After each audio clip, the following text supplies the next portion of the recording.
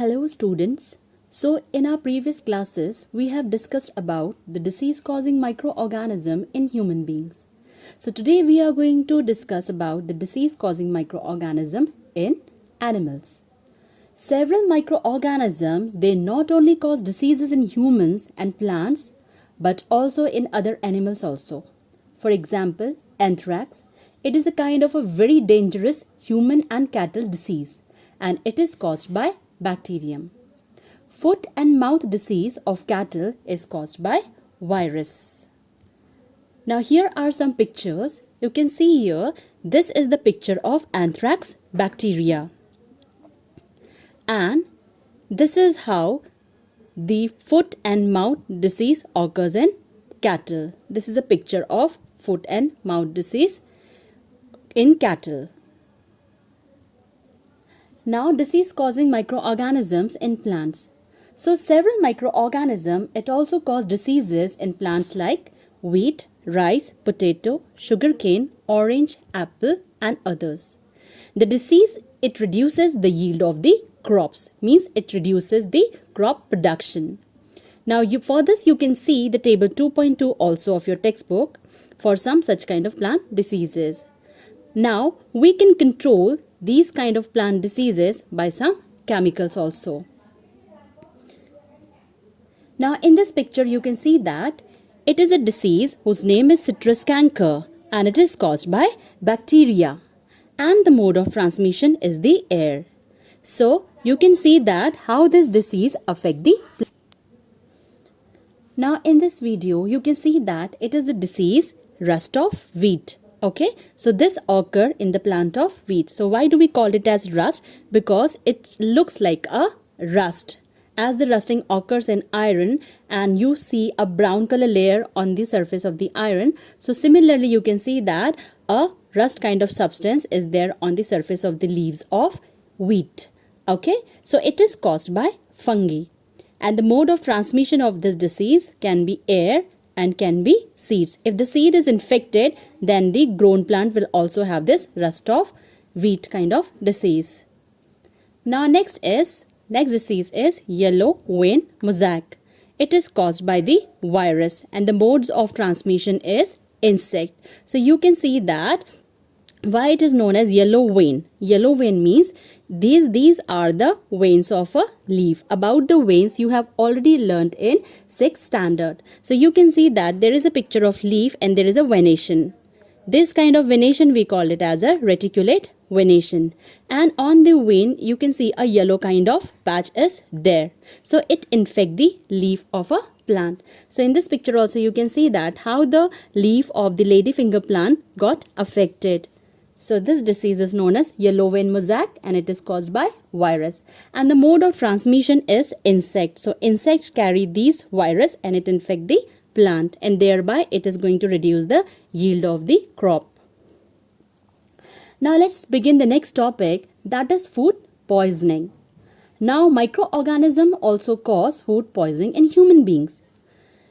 Food poisoning occurs due to the consumption of the food spoiled by some microorganisms. So you must have observed that during the summer vacation or during the summer season, that if you keep your leftover food for the longer period of time not in the refrigerator, so what will happen? Because of excess of heat, the microbial growth can occur. Okay, so this kind of environment during summer is best for the growth of microbes and it is going to spoil the food. So microorganisms, they start producing some kind of harmful substances, chemical substances, and it causes the food spoilage. So here it's written that when microorganisms grow on our food, sometimes it also produces a toxic substance. And if you are going to consume this kind of food, then you may get food poisoning. And it can also lead to even death if not treated on time. So it's very important that we should preserve our food in order to prevent it from being spoiled.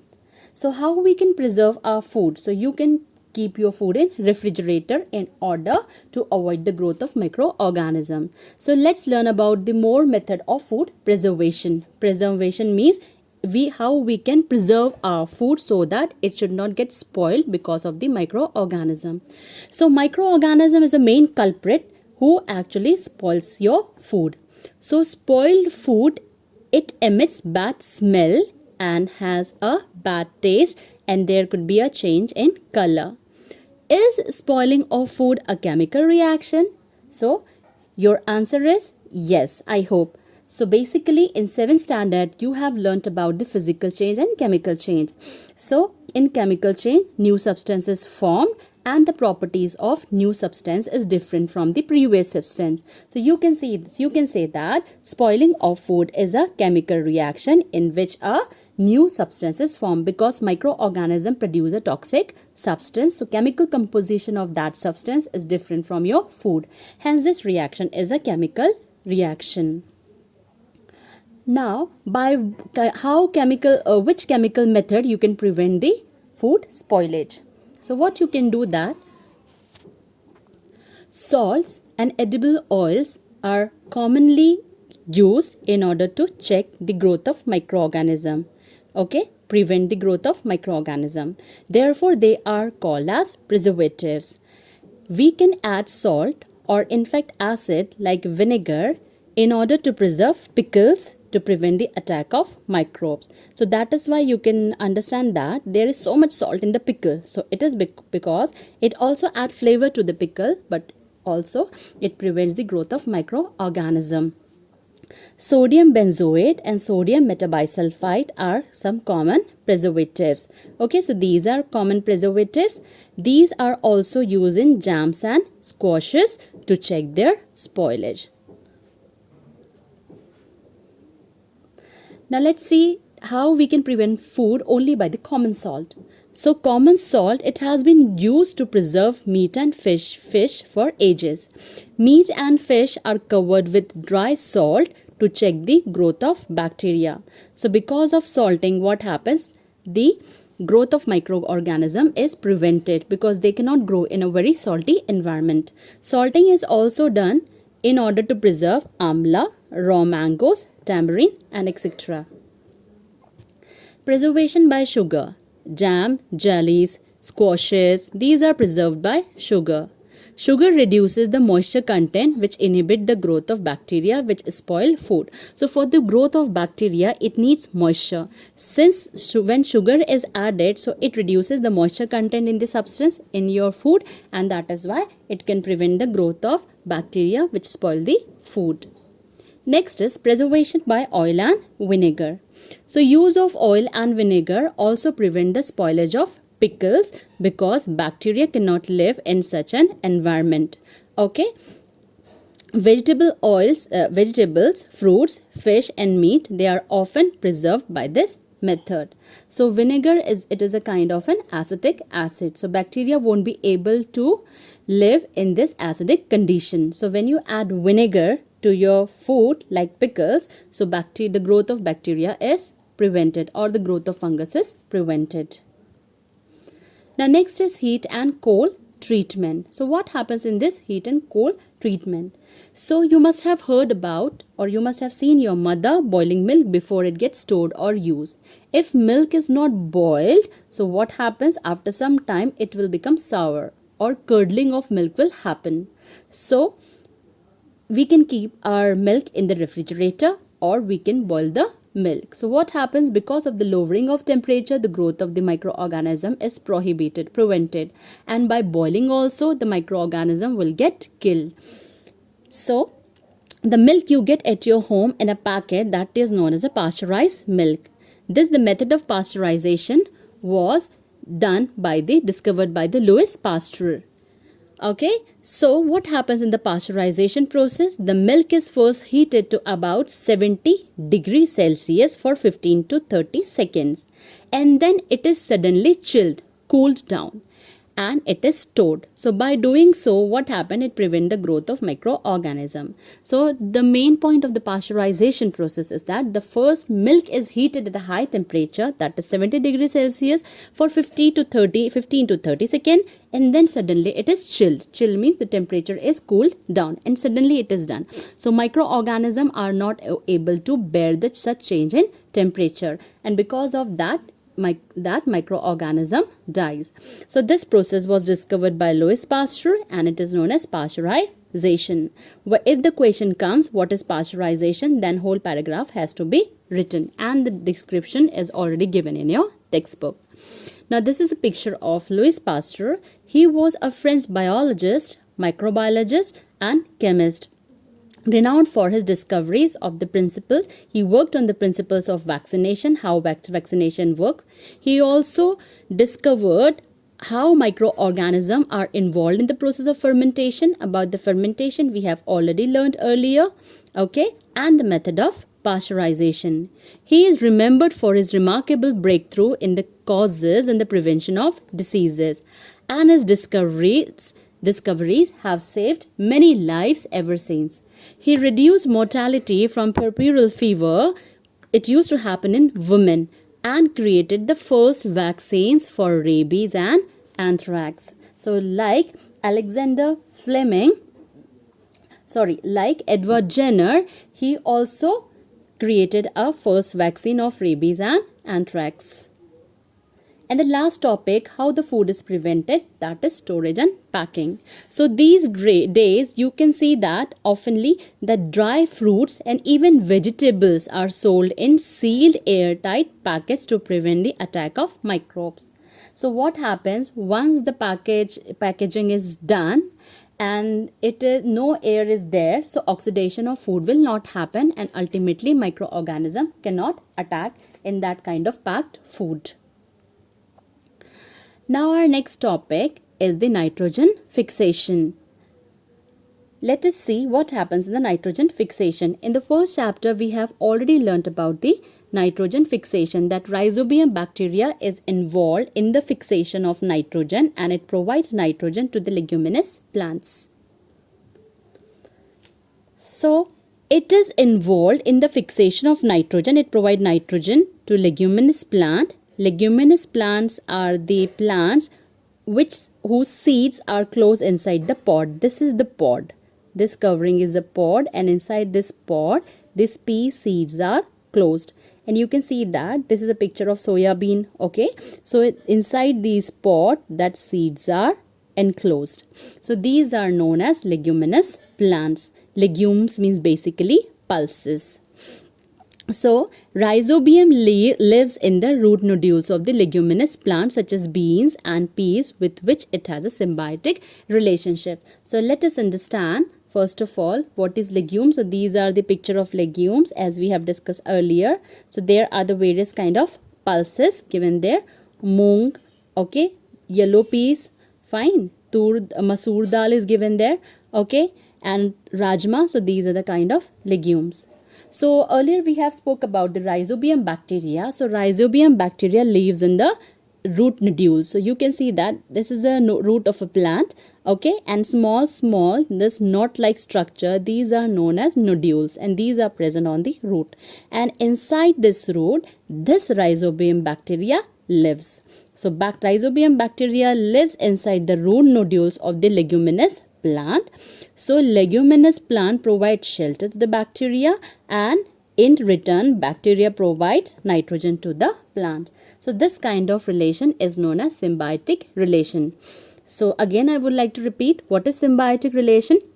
In the symbiotic relation, two organisms are mutually helpful to each other. So Rhizobium bacteria fix nitrogen for the leguminous plant, and leguminous plant provide it with food and shelter. Okay, so this is the picture of a Rhizobium bacteria. About much more in detail in bacteria we are going to learn in 9th standard. So sometime nitrogen gets fixed through the action of lightning. But you know that the amount of nitrogen in the atmosphere remains constant. That is 71%. You may wonder how it can happen. Let us understand this in the next section. So this is a description about a nitrogen cycle. I am also going to prepare a different video for the nitrogen cycle, but let's first summarize up what is nitrogen cycle. So our atmosphere has 78% of nitrogen gas. Nitrogen is one of the essential constituents of all the living organisms. Essential constituent means nitrogen is already present in us. So nitrogen is one of the main component of the protein. In protein also it is present. It is also present in chlorophyll, that is green pigment in the leaves, which helps in the photosynthesis. It is also present in a nucleic acid. We call it as a DNA, deoxyribonucleic acid and ribonucleic acid, DNA and RNA, and it is also present in the vitamins. The atmospheric nitrogen cannot be taken directly by the plants and animals. So plants and animals cannot consume this nitrogen from the atmosphere. Like nitrogen gas is present in the 78%. But then also we cannot directly inhale that nitrogen gas like the oxygen gas. So how that nitrogen goes inside our body? This we are going to learn through the nitrogen cycle. Certain bacteria and blue-green algae is also known as cyanobacteria. It is present in the soil and it fixes the nitrogen from the atmosphere and convert it into compounds of nitrogen. So plants can absorb nitrogen in the form of nitrites. Okay, so atmospheric nitrogen is taken by these blue-green algae or rhizobium, and they convert that atmospheric nitrogen gas into the usable form for the plant, that is the nitrite. Now once nitrogen is converted into these usable form, once the rhizobium bacteria take the atmospheric nitrogen and convert it into the usable form, it can be utilized by the plant from the soil through their root system. It's very example. For example, you buy some of the rice, okay, cereals to eat, but once it's there at your home, can you eat it directly? Can you consume it directly? No. First of all, your mother cook that food and make it consumable. Okay, change it in a form so that you can consume that thing. Similarly, rhizobium bacteria also, they take the atmospheric nitrogen and then they convert that nitrogen into the compounds of nitrogen, that is nitrite, so that plant can use it. And how the plant absorb through the soil? With the help of root. Nitrogen is then used for synthesis of plant protein. Then once the plant takes this nitrogen compound, then plant makes this, or it can make protein, and that protein can be saved whether inside the seeds also. Then animal who eats the plant so get these proteins and other nitrogen compound, and this is how from the atmosphere the nitrogen enters into the animal's body. Now when plant and animal die, what happened when plant and animal die? Bacteria and fungi, they are present in the soil. They convert the nitrogenous wastes into the nitrogen compound to be used by plant. Now what is the meaning of this line? When animal or plant dies, you already know that plant has prepared protein and that protein was eaten by the animals. So that nitrogen has entered into the animal in the form of protein. So when animal or plant die, so bacteria and fungi decompose it.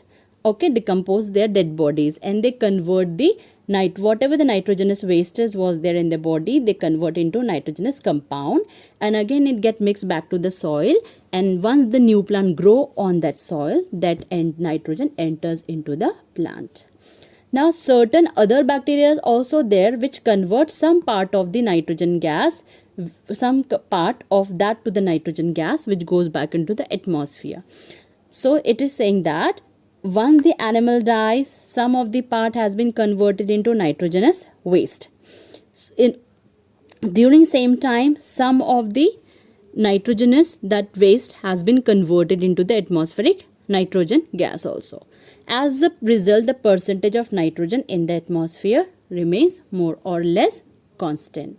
So in my next video, I am going to describe the nitrogen cycle in much more detail. So you can download my video and then you can see. So after seeing it, you will definitely going to understand. Thank you. So please go through chapter and write the important points. I will let you know which important point has to be written. Thank you.